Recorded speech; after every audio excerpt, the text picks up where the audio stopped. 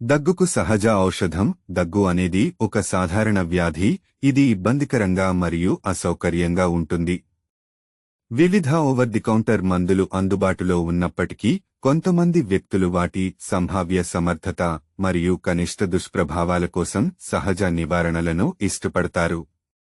అటువంటి సహజ నివారణలో తులసి ఆకులు మరియు అడుస ఆకులను ఉపయోగించడం ఉంటుంది. వీటిని సమాన పరిమాణంలో తీసుకుంటే దగ్గు నుండి ఉపశమనం లభిస్తుందని నివేదించబడింది.